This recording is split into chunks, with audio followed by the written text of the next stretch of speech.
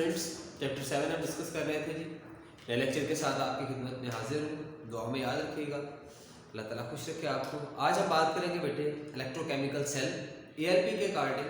इसका सिर्फ basic introduction है, इंक्लूडेड इलेक्ट्रोलाइटिक सेल, आगे इसकी एक टाइप है उसका भी बेसिक इंट्रोडक्शन है। जबकि डिटेल टॉपिक जो हम डिस्कस करेंगे स्टूडेंट्स वो है electrolysis of water. Electrolysis of water बड़ा ही इंपॉर्टेंट लॉन्ग क्वेश्चन है, प्रीवियस ईयर भी ये बोर्ड में पूछा जा चुका है, उससे पहले भी ये एक दो बार जो है बोर्ड में डिस्कस किया जा चुका है, आपसे पूछा जा चुका है। इलेक्ट्रोकेमिकल सेल को डिस्कस करने से पहले स्टूडेंट्स कुछ प्रीवियस लेक्चर को मैं आपके साथ रिवाइज करना चाहूँगा। एक टर्म हम पीछे पढ़ चुके हैं स्टूडेंट्स, इलेक्ट्रोलाइट।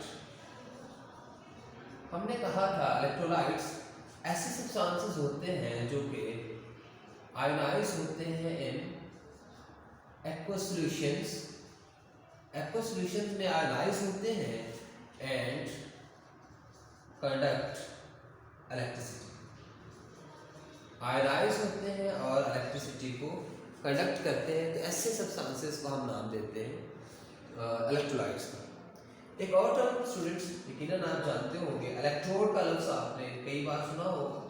चैप्टर 2 जब आपने पढ़ा है तो वहाँ भी यकीनन इसके बारे में आपने सुना होगा। तो इलेक्ट्रोड्स बेटे हम किसी ऐसे मेटल रॉड को कहते हैं कि जिस पर ऑक्सीडेशन या रिडक्शन, यानी कि ये साइट प्रोवाइड करेगा, ये प्लेस प्रोवाइड करता है यूजुअली जहाँ पे जाके ऑक्सीडेशन या रिडक्शन होती है। तो क्या ये इलेक्ट्रोड कोई ऐसा मेटल रॉड्स है जिसपे या तो स्टूडेंट्स ऑक्सीडेशन हो और या रिडक्शन हो, हम इसे नाम देते हैं इलेक्ट्रोड। इलेक्ट्रोड स्टूडेंट्स दो तरह के होते हैं।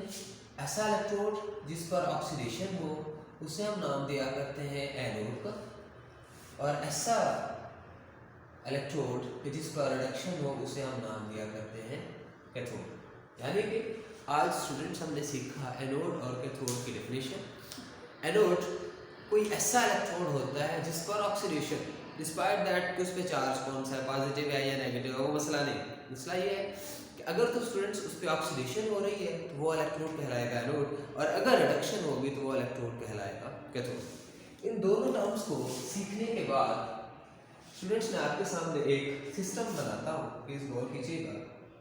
ये लेट्स सपोज कि कोई बीकर है, बीकर कह रहे हैं या कोई कंटेनर कह रहे हैं, व्हाटएवर यू वांट टू से। ये कोई कंटेनर है स्टूडेंट्स, और मैं आपसे कहता हूँ कि इस कंटेनर में किसी इलेक्ट्रोलाइट का सॉल्यूशन है। इलेक्ट्रोलाइट को हम तसल्ली से पढ़ चुके बेटे, तो किसी इलेक्ट्रोलाइट का इसमें सॉल्यूशन है।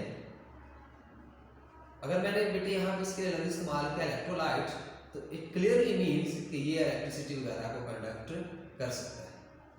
यहाँ पे जो ये सॉल्यूशन पड़ा हुआ है किसी इलेक्ट्रोलाइट। अब स्टूडेंट्स इस सॉल्यूशन में अगर ऐसा हो कि मैं आपसे कहूँ कि दो इलेक्ट्रोड्स डिप हैं, एक इलेक्ट्रोड हो गया, ये एक इलेक्ट्रोड है डिप किया हमने इसमें, ये दूसरा इलेक्ट्रोड है, ये डिप है। तो यकीनन स्टूडेंट्स अभी हम ऊपर पढ़ रहे थे दोनों इलेक्ट्रोड्स के बारे में कि एक इलेक्ट्रोड होता है एनोड, दूसरा होता है कैथोड। अब स्टूडेंट्स ये इलेक्ट्रोलाइट के सॉल्यूशन में दो इलेक्ट्रोड्स डिप्ड है, और ये दोनों इलेक्ट्रोड्स को अगर स्टूडेंट्स हम जोड़ दें जाके किसी बैटरी के साथ, लेट्स सपोज कि ये पॉजिटिव टर्मिनल है, इस पर पॉजिटिव चार्ज आ जाएगा, ये नेगेटिव टर्मिनल है, इस पे नेगेटिव, इस वजह से पॉजिटिव और ये नेगेटिव। अब ये दोनों इलेक्ट्रोड्स को हमने डिप कर दिए किसी इलेक्ट्रोलाइट के सॉल्यूशन में। मैं कहता हूँ ये क्या है हमारा, किसी भी इलेक्ट्रोलाइट का एक्वस सॉल्यूशन है, और उसमें स्टूडेंट्स हमने क्या किया है, इलेक्ट्रोड्स डिप किए और बैटरी के साथ कनेक्टेड है। स्टूडेंट्स ये जो अब सारा सिस्टम हमारे सामने बना है that is electrochemical cell. So electrochemical cell is a system in which two electrodes are dipped in a solution of electrolyte and are connected with a battery। कोई ऐसा सिस्टम जिसमें क्या हो, दो इलेक्ट्रोड्स हो बेटे डिप किए हुए हो एक्वस सॉल्यूशन में किसी भी इलेक्ट्रोलाइट के, और वो दोनों इलेक्ट्रोड्स कनेक्टेड हो बैटरी के साथ, हम उसको नाम देते हैं इलेक्ट्रोकेमिकल सेल का। ठीक है स्टूडेंट्स, इलेक्ट्रोकेमिकल सेल फर्दर दो टाइप्स का होता है। उसमें स्टूडेंट्स एक इसकी टाइप होती है इलेक्ट्रोलाइटिक सेल,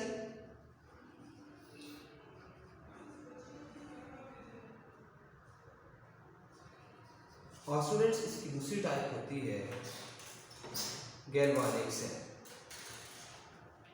एक टाइप है जी इलेक्ट्रोलाइटिक सेल, दूसरी टाइप है स्टूडेंट्स इसकी गैल्वानिक सेल। और हमेशा याद रखिएगा इस चैप्टर के स्टार्ट में हमने पढ़ा था, इस चैप्टर का नाम है जी इलेक्ट्रोकेमिस्ट्री। इसका मतलब ये है कि इसमें हमने रिएक्शंस और इलेक्ट्रिसिटी का रिलेशन देखा। तो स्टूडेंट्स जो इलेक्ट्रोलाइटिक सेल है इसमें ये होता है कि नॉन स्पॉन्टेनियस रिएक्शन होता है, जबकि गैल्वानिक सेल में स्टूडेंट्स होता है स्पॉन्टेनियस रिएक्शन। इस वजह से बेटे जो स्पॉन्टेनियस रिएक्शन है वो गैल्वानिक सेल में होता है, तो गैल्वानिक सेल में एनर्जी या इलेक्ट्रिसिटी प्रोड्यूस होती है, जबकि यहाँ पे नॉन स्पॉन्टेनियस रिएक्शन है बेटे, तो इस प्रोसेस में हमें जो है वो एनर्जी या एक्सटर्नल सोर्स, जो कि यहाँ पे क्या होगा बेटे इलेक्ट्रिसिटी, वो हम प्रोवाइड करते हैं। और यहाँ पे जो फिनोमेना बेटे हमें मेनली दिखाई देता है दैट इज इलेक्ट्रोलिसिस।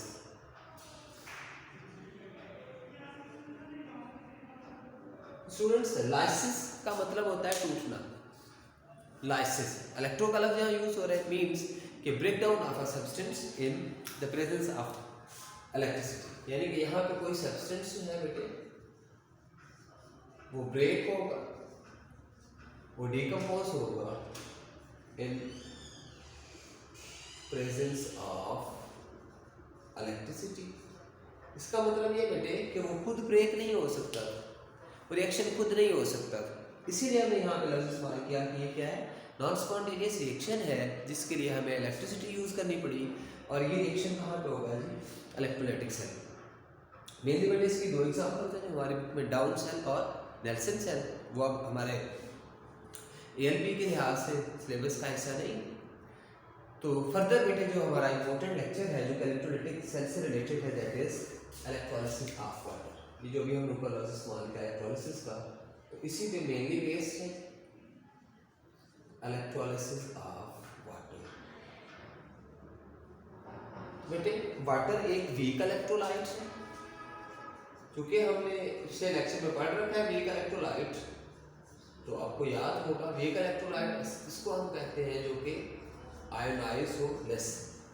स्टूडेंट्स ये आयोनाइज लेस होता है, इसकी कंडक्टिविटी बढ़ाने के लिए हम एसिड यूज किया करते हैं, जो कि इसकी कंडक्टिविटी को इनहेंस करता है। एसिड बेटे आमतौर पे यूज किया जाता है सल्फ्यूरिक एसिड।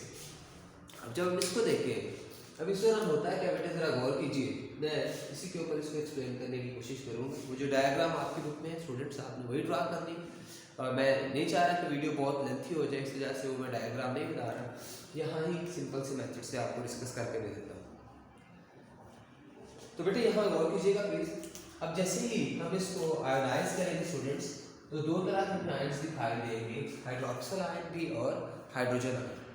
तो बेटे लेट्स सपोज कि यहाँ वाटर है, हमने इसमें से इलेक्ट्रिसिटी पास की, तो मेनली हमें बेटे यहाँ पे हाइड्रोजन आयंस और हाइड्रोक्सिल आयंस दिखाई देंगे। तो ये आयोनाइजेशन होगी, बहुत सारे होंगे, लाखों करोड़ों की तादाद में होगी, मैं सिर्फ एक्सप्लेन करने के लिए यहाँ पे कुछ की बात करूँ। तो स्टूडेंट्स हमें पता है आमतौर पे हमने ये भी बात की है कि इलेक्ट्रोड, चूँकि बेटे हमने इसमें दोनों इलेक्ट्रोड्स रखे हैं, तो इलेक्ट्रोड्स पे प्रोसेस कौन सा होता है, ऑक्सीडेशन या रिडक्शन का।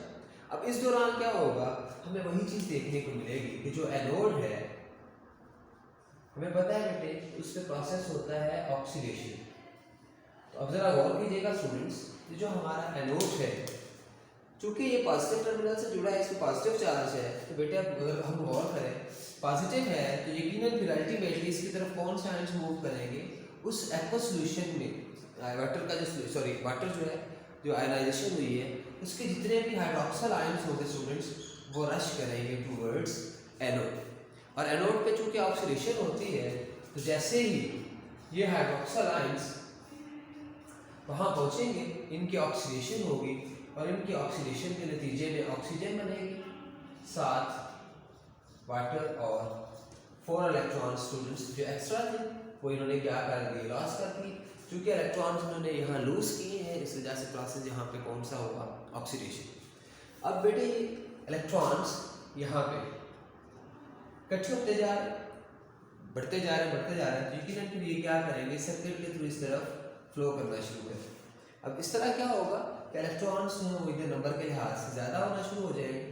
अब अगर हम इस तरह गौर करें स्टूडेंट्स, अब पहले भी हमने यहाँ शो किया कि नेगेटिव टर्मिनल से जुड़ा है, इस पे नेगेटिव चार्ज है, फर्दर इलेक्ट्रॉन्स इस तरफ आते जाएंगे, इस पे चार्ज इंटेंसिटी बहुत ज़्यादा होती जाएगी इलेक्ट्रॉन्स की। अल्टीमेटली स्टूडेंट्स क्या नतीजा निकलेगा कि जो पॉजिटिव चार्ज वाले हाइड्रोजन आयंस होंगे वो फिर अपोजिट चार्ज की तरफ अट्रैक्शन शो करेंगे और मूव करेंगे टुवर्ड्स कैथोड। और आपको पता है स्टूडेंट्स, जो कैथोड है, कैथोड में हमारा प्रोसेस हुआ करता है जी रिडक्शन का। तो यहाँ हमें रिडक्शन दिखाई देगी 4 हाइड्रोजन आयंस। ये 4 हाइड्रोजन बेटे असल में बैलेंसिंग के लिए 4 वाटर मॉलिक्यूल्स लिखा हुआ है। बेसिकली इस रिएक्शन में 2 वाटर मॉलिक्यूल्स यूज होते हैं, इसीलिए हम ओवरऑल 2 वाटर मॉलिक्यूल्स की ही बात करेंगे, वो बाद में हम देखते हैं। तो स्टूडेंट्स क्या होगा, 4 हाइड्रोजन आयन इस तरफ से जा रहे हैं, वहाँ जाकर उन्होंने क्या किया, वो जो इलेक्ट्रॉन्स यहाँ पे आ रहे हैं तो ये गेन करेंगे। तो जैसे स्टूडेंट्स ये हाइड्रोजन आयन इलेक्ट्रॉन्स गेन करेंगे, तो गेन ऑफ इलेक्ट्रॉन आपको पता है रिडक्शन होता है। इस दौरान क्या करेंगे, 4 हाइड्रोजन एटम्स बनेंगे। तो बेटे अगर 4 हाइड्रोजन एटम्स बने हैं तो उन 4 हाइड्रोजन एटम्स को हम मॉलिक्यूलर फॉर्म में यूं भी लिख सकते हैं 2H2। तो इस तरह से बेटे हमने देखा कि 4 वाटर मॉलिक्यूल यूज हुए थे, जिसमें से 2 अब दोबारा बन गए और साथ क्या चीज़ बनी, ऑक्सीजन और हाइड्रोजन। तो ओवरऑल हमने यहाँ ये चीज़ देखी स्टूडेंट्स कि 2 वाटर मॉलिक्यूल जो है वो यूज हुए हैं। तो ओवरऑल इस रिएक्शन को हम यूँ लिख सकते हैं, आप ओवरऑल रिएक्शन कह दें या आप इसको रिडॉक्स रिएक्शन लिखें, क्योंकि इसमें दोनों रिएक्शन हम कलेक्टिवली लिखेंगे। इस दौरान स्टूडेंट्स में क्या चीज़ देखने को मिलेगी कि 2 वाटर मॉलिक्यूल्स की यहाँ पे ब्रेकडाउन हुई, इलेक्ट्रोलिसिस हुई और 2H2 और O2। ये बेटा जी हमारा प्रोसेस था इलेक्ट्रोलिसिस का। डायग्राम आपने ज़रूर ड्रॉ करनी है अपनी बुक वाली। यहाँ बेटे एक चीज़ ध्यान में रखिएगा कि थ्योरी लिखते हुए 6-7 लाइन्स हैं आपकी बुक में, थोड़ी बहुत गड़बड़ अगर हो भी जाती है तो वो काबिल कबूल है। लेकिन बेटा अगर इनमें से रिएक्शन लिखते हुए कोई भी रिएक्शन लाइक ऑक्सीडेशन या रिडक्शन वाला किसी तरह का कोई भी रिएक्शन अगर स्टूडेंट्स गलत होगा तो ये आपका जो प्रोसेस है वो सारा गलत कंसिडर किया जाएगा, आपको फिर मार्क्स नहीं मिलेंगे। किसी तरह की बेटे कोई बात अगर आपको ना समझ आए, मोस्ट वेलकम ज़रूर पूछिएगा। दुआओं में याद रखिएगा जी। अल्लाह हाफ़िज़।